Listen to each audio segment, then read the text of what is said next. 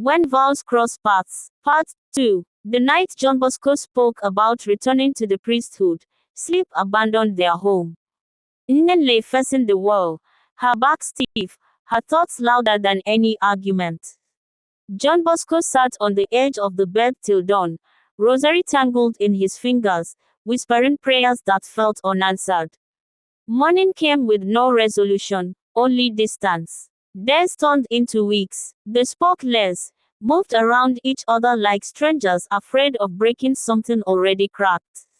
Nnen noticed how John Bosco woke early again, kneeling by the window before sunrise, just as he did in his seminary days. She saw the hunger in his eyes whenever they passed a church, the way his shoulders straightened at the sound of bells. It frightened her. For the first time since their marriage, Nnen felt she was competing, not with another woman, but with God. She confronted him one evening. "Did you leave the priesthood because you loved me?" she asked, "or because you were tired of it?" John Bosco was silent for a long time. Then he said quietly, "I loved you. I still do. But love did not erase the call. It only muted it." The truth wounded her more than a lie ever could. Pressure came from outside as well. Old friends from the diocese visited, gently at first, then insistently. They spoke of forgiveness, of second chances, of the church's need for shepherds who had known the world and returned wiser. Each visit reopened a wound Nnen had tried to bandage with hope. Meanwhile, Nnen's own world was unraveling. Her family barely spoke to her after leaving her wealthy husband. Society that once celebrated her now watched in judgment. She had chosen love over comfort, and now love itself felt uncertain. One evening, overwhelmed, she returned to her childhood home. There, surrounded by familiar walls, she finally allowed herself to weep, not just for John Bosco, but for every version of her life that had slipped through her fingers. That night, she prayed for the first time in years without anger. "God," she whispered, "if he belongs to you, give me the strength to let him go." John Bosco's final confirmation came unexpectedly. He was invited to preach at a funeral.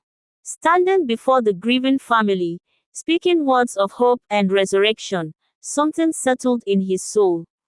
Peace, brief but undeniable, washed over him. He knew. Returning home, he told Nnen his decision.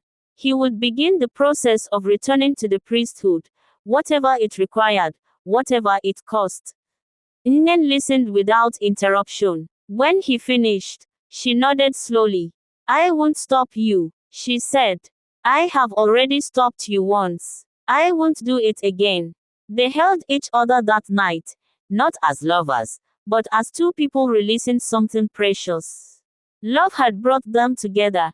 Faith would now lead them apart. The separation was quiet, dignified, and painful. Papers were signed. Goodbyes were whispered. When John Bosco left with a small suitcase, he did not look back, not out of coldness, but because he knew if he did, he might never go. Nnen watched him disappear down the road, her heart breaking in a way that felt strangely holy.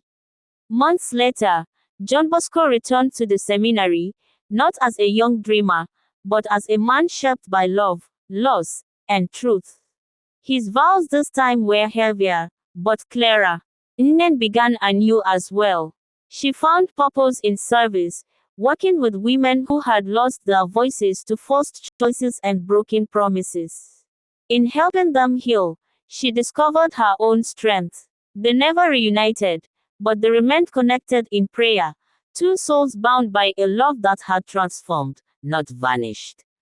And in the end, they both learned that sometimes, love does not mean holding on. Sometimes, it means letting go.